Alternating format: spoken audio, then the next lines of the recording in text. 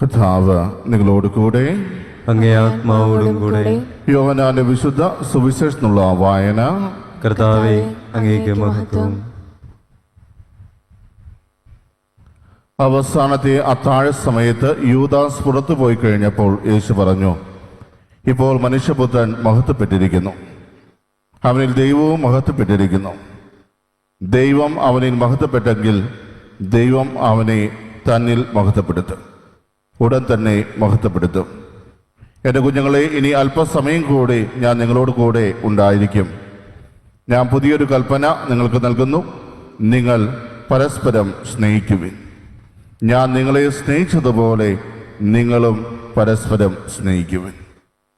നിങ്ങൾക്ക് പരസ്പരം സ്നേഹമുണ്ടെങ്കിൽ നിങ്ങൾ എൻ്റെ ശിഷ്യന്മാരാണെന്ന് അതുമൂലം എല്ലാവരും അറിയും.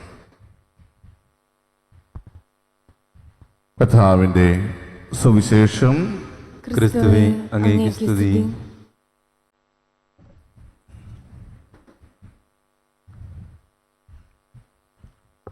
വിശ്വാസത്തിലെ സ്നേഹമുള്ളവരെ, പെസഹ കാലത്തിലെ 5-ാം ഞായറാഴ്ചയിലേക്ക് നാം ഇന്ന് പ്രവേശിക്കുമ്പോൾ, ഇന്ന് തിരുസഭാ മാതാവ് നമ്മുടെ വിചിന്തനത്തിനായിട്ട് നമുക്ക് നൽകിയിരിക്കുന്ന വചനഭാഗം യോഹന്നാന്റെ സുവിശേഷം 13-ാം അധ്യായം 31 മുതൽ 35 വരെയുള്ള തിരുവചനങ്ങളാണ്.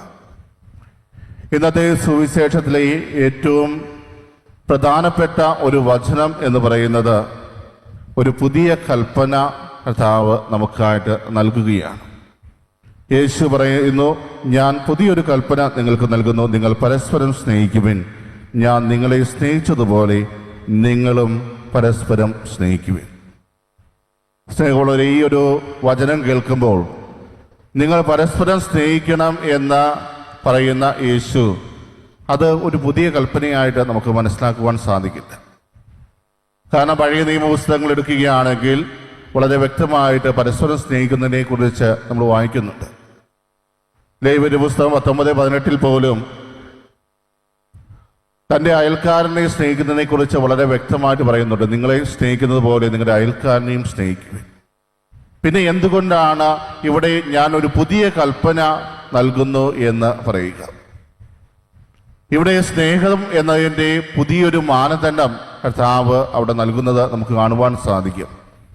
നിങ്ങളെ സ്നേഹിച്ചതുപോലെ നിങ്ങൾ മറ്റുള്ളവരെ സ്നേഹിക്കുവാനല്ല കർത്താവ് ഇവിടെ പറയുക, മറിച്ച് ഞാൻ നിങ്ങളെ സ്നേഹിച്ചതുപോലെ നിങ്ങൾ പരസ്പരം സ്നേഹിക്കുവിൻ. ഇവിടെ ഏറ്റവും പ്രധാനപ്പെട്ടതായിട്ട് നമ്മൾ മനസ്സിലാക്കേണ്ടത് അതാണ്. നമ്മുടെ ഇഷ്ടമനുസരിച്ച് മറ്റുള്ളവരെ സ്നേഹിക്കുകയല്ല, മറിച്ച് കർത്താവ് എപ്രകാരമാണോ നമ്മളെ ഓരോരുത്തരെയും സ്നേഹിച്ചത് അതുപോലെ നമ്മൾ മറ്റുള്ളവരെ സ്നേഹിക്കുക. പലപ്പോഴും നമ്മൾ നമ്മുടെ രീതിയിൽ അല്ലെങ്കിൽ നമ്മുടെ നിബന്ധനകൾക്കനുസൃതമായിട്ടായിരിക്കും മറ്റുള്ളവരെ സ്നേഹിക്കുക. എന്തെല്ലാം നിബന്ധനകളാണ് പലപ്പോഴും നമ്മുടെ സ്നേഹത്തിന് നമ്മൾ വയ്ക്കാറുള്ളത്? പല അവസരങ്ങളിൽ നമ്മൾ ചിന്തിക്കുന്നത് ഇപ്രകാരമായിരിക്കാം, എൻ്റെ സ്നേഹത്തിന് വില കൽപ്പിക്കുന്നവരെ ഞാൻ തിരിച്ച് സ്നേഹിക്കും. എനിക്ക് എന്തെങ്കിലും ആദായം ലഭിക്കുന്ന വ്യക്തികളുണ്ടെങ്കിൽ അവരെ ഞാൻ സ്നേഹിക്കും. ഞാൻ സ്നേഹിച്ചാൽ എന്നെ തിരിച്ച് സ്നേഹിക്കുമെന്ന് എനിക്ക് പൂർണ്ണമായി ബോധ്യമുള്ളവരെ ഞാൻ സ്നേഹിക്കും. അതുപോലെ നമ്മുടെ ഇഷ്ടങ്ങൾക്കും അതുപോലെ നമ്മുടെ വളർച്ചയ്ക്കും വേണ്ടി മാത്രമുള്ള ഒന്നായി പലപ്പോഴും നമ്മുടെ സ്നേഹം മാറുന്നു. എന്നാൽ യേശുവിൻ്റെ സ്നേഹത്തിൻ്റെ പ്രത്യേകത എന്ന് പറയുന്നത് ഇതൊന്നുമല്ല. യേശുവിൻ്റെ സ്നേഹത്തിൻ്റെ ഏറ്റവും വലിയ പ്രത്യേകത എന്ന് പറയുന്നത് പ്രതീക്ഷിക്കാതെയുള്ള ഒരു സ്നേഹമാണ്. മറ്റൊന്നും പ്രതീക്ഷിക്കാതെ സ്നേഹിക്കുന്നവനായിരുന്നു യേശു.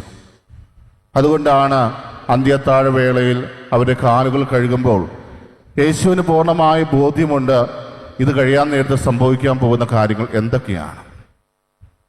തന്നെ ഒറ്റിക്കൊടുക്കാനുള്ള യൂദാസ് അതിൻ്റെ കൂടെയുണ്ട്. തന്നെ 3 പ്രാവശ്യം തള്ളിപ്പറയാനുള്ള പത്രോസ്ലീഹ അതിൻ്റെ കൂടെയുണ്ട്. തന്നെ സംശയിക്കാൻ പോകുന്ന തോമസ് അവരുടെ കൂടെയുണ്ട്. അതെല്ലാം അറിഞ്ഞുകൊണ്ട് തന്നെയാണ് യേശു അവരുടെ പാദം കഴുകുന്നത്. അവരുടെ പാദം കഴുകുമ്പോൾ തിരിച്ചൊന്നും അവിടുന്ന് പ്രതീക്ഷിക്കുന്നില്ല, മറിച്ച് തൻ്റെ സ്നേഹത്തിൻ്റെ ഒരു പ്രകടനം അവിടെ അവരുടെ മുമ്പിൽ യേശു കാണിച്ചു കൊടുക്കുകയാണ്. മറ്റൊന്നും പ്രതീക്ഷിക്കാതെ നിങ്ങളും ഇതുപോലെ സ്നേഹിക്കണം. പ്രിയമുള്ളവരെ, ആ ഒരു സ്നേഹപ്രകടനം പിന്നീട് നമുക്ക് സുവിശേഷങ്ങളിൽ കൂടുതലായിട്ട് കാണുവാൻ സാധിക്കും. തൻ്റെ സ്നേഹം എപ്രകാരമാണ് യേശു മറ്റുള്ളവരുടെ മുമ്പിൽ കാണിച്ചത്. യേശു സ്നേഹിച്ച വ്യക്തികളെക്കുറിച്ച് എതിർക്കുന്ന ആളുകൾ പോലും പറയുന്നുണ്ട്, ഇവൻ പാപികളോടും ചുങ്കക്കാരോടും വേശ്യകളോടുമെല്ലാം കൂട്ടുകൂടുന്നു. അപ്പോൾ യേശുവിൻ്റെ സ്നേഹം എപ്രകാരമുള്ളതായിരുന്നു? സമൂഹം മാറ്റി നിർത്തുന്നവരെ സ്നേഹിക്കുന്നവൻ, എല്ലാവരും അവഗണിച്ചവരെ സ്നേഹിക്കുന്നവർ, അങ്ങനെ എല്ലാവരെയും ഉൾക്കൊള്ളുന്ന ഒരു സ്നേഹമായിരുന്നു യേശുവിൻ്റേത്.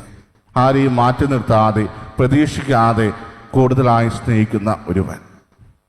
അപ്പോൾ യേശു ഇവിടെ ആ ഒരു പുതിയ കൽപ്പന നൽകുമ്പോൾ നമ്മൾ കൂടുതലായി മനസ്സിലാക്കേണ്ടത് എന്താണ്? യേശു എപ്രകാരമാണോ നമ്മളെ ഓരോരുത്തരെയും സ്നേഹിച്ചത്, അതുപോലെ മറ്റുള്ളവരെ സ്നേഹിക്കുവാനാണ് യേശു നമ്മോട് ആവശ്യപ്പെടുക. തുടർന്നും വചനം നമ്മോട് പറയുന്നത് എന്താണ്? നിങ്ങൾക്ക് പരസ്പരം സ്നേഹമുണ്ടെങ്കിൽ നിങ്ങൾ എൻ്റെ ശിഷ്യന്മാരാണെന്ന് അതുമൂലം എല്ലാവരും അറിയും. യേശുവിൻ്റെ ശിഷ്യന്മാരാകണം എന്നുള്ളതിൻ്റെ ഒരു മാനദണ്ഡം കൂടിയാണ് ഇവിടെ നമുക്ക് കാണുവാൻ സാധിക്കുക. യേശു പ്രവർത്തിച്ചതുപോലെ അത്ഭുതങ്ങൾ പ്രവർത്തിച്ചാലാണ് നിങ്ങൾ യേശുവിൻ്റെ ശിഷ്യന്മാരാവുക എന്നല്ല ഇവിടെ പറയുക. മറിച്ച് നിങ്ങൾക്ക് പരസ്പരം സ്നേഹമുണ്ടെങ്കിൽ അത് കാണുന്ന വ്യക്തികൾക്ക് മനസ്സിലാക്കാൻ സാധിക്കും, നിങ്ങൾ ക്രിസ്തുവിൻ്റെ ശിഷ്യന്മാരാണ്. ക്രിസ്തുവിൻ്റെ ശിഷ്യന്മാരായിരിക്കുക എന്ന ഒരു കാര്യം നമ്മുടെ ജീവിതത്തിൽ ഏറ്റവും പ്രധാനപ്പെട്ടതാണ്. യേശുവിൽ വിശ്വസിക്കുക, യേശുവിൻ്റെ ശിഷ്യനാവുക എന്നത് രണ്ടാണ് എന്ന് നമ്മൾ മനസ്സിലാക്കുക. പലപ്പോഴും യേശുവിൽ വിശ്വസിക്കുന്നവരായിട്ട് മാത്രമാണ് നമ്മൾ ഓരോരുത്തരും മാറുക. യേശു പറയുന്നതെല്ലാം ഞാൻ വിശ്വസിക്കുന്നു, യേശുവിൽ പൂർണ്ണമായി വിശ്വാസം അർപ്പിക്കുന്നു. നമ്മൾ കൂടെ അതിനെക്കുറിച്ച് പറയുമ്പോൾ നമ്മൾ ശിഷ്യന്മാരായിട്ട് മാറുന്നുണ്ടോ? യേശുവിൻ്റെ ശിഷ്യന്മാരായിട്ട് മാറണമെങ്കിൽ യേശു എന്താണോ നിങ്ങളോട് കൽപ്പിച്ചത് അതനുസരിച്ച് പ്രവർത്തിക്കുന്നവരായിട്ട് നിങ്ങൾ മാറണം. ഇവിടെ യേശു നിങ്ങളോട് പറയുകയാണ്, നിങ്ങൾ പരസ്പരം സ്നേഹിക്കുവിൻ, അതും ഞാൻ നിങ്ങളെ സ്നേഹിച്ചതുപോലെ നിങ്ങൾ പരസ്പരം സ്നേഹിക്കുവിൻ എന്ന് പറയുമ്പോൾ ആ ഒരു പരസ്പര സ്നേഹം നിങ്ങളിൽ ഇല്ല എന്നുണ്ടെങ്കിൽ നിങ്ങൾ ഒരിക്കലും യേശുവിൻ്റെ ശിഷ്യന്മാരായിട്ട് മാറുന്നില്ല. യേശുവിൻ്റെ ശിഷ്യന്മാരായി മാറണമെങ്കിൽ തീർച്ചയായും നിങ്ങൾ പരസ്പരം സ്നേഹിക്കുന്നവരായിട്ട് മാറണം. യേശുവിന് വിശ്വാസം അർപ്പിച്ചാൽ മാത്രം പോരാ, യേശു പ്രവർത്തിച്ചതുപോലെ അത്ഭുതങ്ങൾ പ്രവർത്തിച്ചാൽ മാത്രം പോരാ, മറിച്ച് നിങ്ങൾ പരസ്പരം സ്നേഹിക്കുന്നവരായിട്ട് മാറുമ്പോൾ ആ ഒരു സ്നേഹപ്രകടനം മറ്റുള്ളവർ കാണുമ്പോൾ നിങ്ങൾ യേശുവിൻ്റെ ശിഷ്യന്മാരാണ് എന്ന് തിരിച്ചറിയുന്ന ആ ഒരു അവസ്ഥയിലേക്ക് എത്തുമ്പോൾ മാത്രമാണ് യേശു ആ പറഞ്ഞ പുതിയ കൽപ്പന പാലിക്കുന്നവരായിട്ട് നിങ്ങൾ മാറുക. ഒരു ക്രൈസ്തവനെ സംബന്ധിച്ച് ഏറ്റവും ആവശ്യമായിട്ടുള്ളതും ഈ ഒരു കാര്യമാണ്. യേശു നമ്മോട് പറയുന്ന ആ ഒരു കൽപ്പന പാലിച്ചുകൊണ്ട് യേശുവിൻ്റെ ശിഷ്യനാണ് ഞാനെന്ന് ഈ ലോകത്തെ കാണിച്ചു കൊടുക്കുക. നമ്മുടെ ജീവിതത്തിൽ നമ്മൾ എപ്രകാരമാണ് ഈ ഒരു കൽപ്പന പാലിക്കുന്നത്? പലപ്പോഴും നമ്മുടെ ജീവിതം കാണുന്ന വ്യക്തികൾക്ക് ഞാൻ ക്രിസ്തുവിൻ്റെ ശിഷ്യനാണ് എന്ന് മനസ്സിലാക്കുവാൻ സാധിക്കുന്നുണ്ട്. ഞാൻ ക്രിസ്തുവിൻ്റെ ഉത്തമനായ ഒരു ശിഷ്യനാണ് എന്ന് മറ്റുള്ളവർ പറയുന്ന രീതിയിലേക്ക് നാം ഓരോരുത്തരും ഉയരണമെങ്കിൽ നമ്മളിൽ ആ ഒരു സ്നേഹം കുടികൊള്ളണം. പരസ്പരം സ്നേഹിക്കുന്നവരായിട്ട് മാറുമ്പോൾ പലപ്പോഴും ഇന്ന് നമ്മുടെ കുടുംബങ്ങളിൽ സംഭവിക്കുന്നത് എന്താണ്? നമ്മുടെ കുടുംബത്തിലുള്ളവരെ നമ്മൾ അറിയുകയും അനുഭവിക്കുകയും എല്ലാം ചെയ്യുന്നുണ്ടെങ്കിലും അവിടെ സ്നേഹമില്ലെങ്കിൽ ഒന്നുമല്ല എന്ന് നമ്മൾ തിരിച്ചറിയുക. പൗലോസ് വളരെ വ്യക്തമായിട്ട് സ്നേഹത്തെക്കുറിച്ച് പറയുന്നത് കൊരിന്ത്യർക്കാർക്ക് എഴുതിയ ലേഖനത്തിൽ നമ്മൾ വായിക്കുന്നുണ്ട്. അപ്പോൾ ആ സ്നേഹം അത്രമാത്രം അനുഭവിച്ചവരായതുകൊണ്ടാണ് അവർക്ക് അതുപോലെ എഴുതുവാൻ സാധിച്ചത്. പ്രിയമുള്ളവരെ, നമ്മുടെ ജീവിതത്തിലും ഈ സ്നേഹത്തിൻ്റെ ആഴം മനസ്സിലാക്കുവാൻ നമുക്ക് സാധിക്കുന്നുണ്ട്. ഇന്ന് ഈ ദിവ്യബലിയിൽ സംബന്ധിക്കുമ്പോൾ നമ്മൾ കൂടുതലായിട്ട് ചോദിക്കേണ്ട ഒരു ചോദ്യവും ഇതുതന്നെയാണ്: ഞാൻ എൻ്റെ ക്രിസ്തുവിൻ്റെ ശിഷ്യനായിട്ട് ഇതുവരെ മാറിയിട്ടുണ്ടോ? എൻ്റെ ജീവിതത്തിൽ കർത്താവ് പറഞ്ഞ ആ ഒരു കൽപ്പന പാലിക്കുവാൻ എന്തെല്ലാം കാര്യങ്ങളാണ് തടസ്സമായിട്ട് നിൽക്കുന്നത്? യേശുവിൻ്റെ ആ ഒരു സ്നേഹത്തിൻ്റെ പ്രത്യേകത യേശുവിനെ സംശയിച്ചവരെയും അവിടുന്ന് സ്നേഹിച്ചു എന്നുള്ളതാണ്. യേശുവിനെ കൊല്ലാമെന്നവരെ പോലും അവിടുന്ന് സ്നേഹിച്ചു. യേശുവിൻ്റെ സ്നേഹം മറ്റുള്ളവരെ എല്ലാവരെയും ചേർത്ത് പിടിക്കുന്ന ഒന്നായിരുന്നു. ആരെയും അവഗണിക്കാതെ എല്ലാവരെയും ഒരുപോലെ സ്നേഹിക്കുന്നവനായിട്ട് യേശുവിന് മാറാൻ സാധിച്ചു. ഇന്ന് ഈ ദിവ്യബലിയിൽ നാം സംബന്ധിക്കുമ്പോൾ നമ്മുടെ ഓരോരുത്തരെയും പ്രാർത്ഥനയും അത് തന്നെയാകണം.